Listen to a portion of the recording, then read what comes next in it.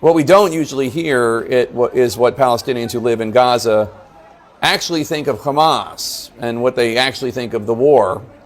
That's why our next guest is here. His name is Joseph Braude. He's president of the Center for Peace Communications. And Joseph, your group has produced a series of videos called Whispered in Gaza, featuring the voices of ordinary Palestinians. Here's an example.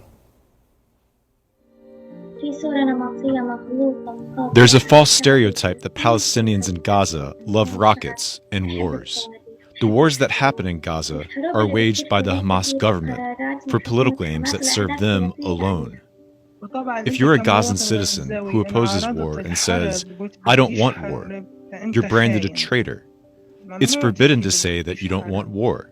They exploit us under the pretext of resistance. Consider the wars that happened in 2008, 2012, 2014, and 2020. They made profit out of it, and only the people suffered.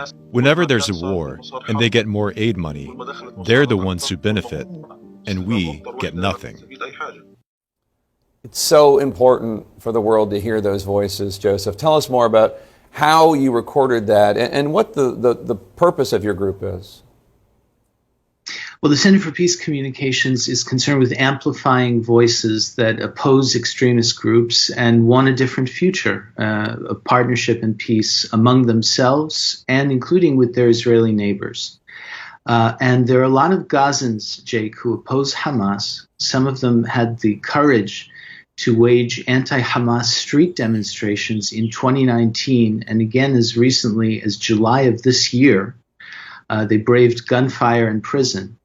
But the world hasn't paid much attention to them, and they still want to be heard. So we launched an initiative to interview many Gazans across the Strip from all walks of life and platform them safely by working with a team of animators and illustrators to do visual representations of the stories those voices told.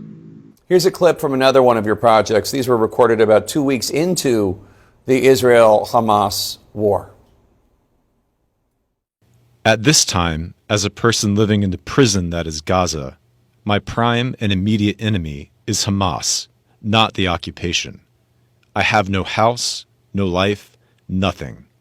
We're condemned to suffer because of this stupid organization. Who made us live in poverty in Gaza?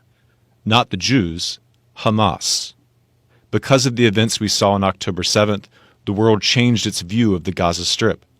Everybody came out to believe we're terrorists who cut people's heads off, comparing us to ISIS. A lot of people suffer from this.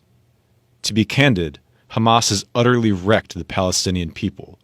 I hope our voice will reach the outside world.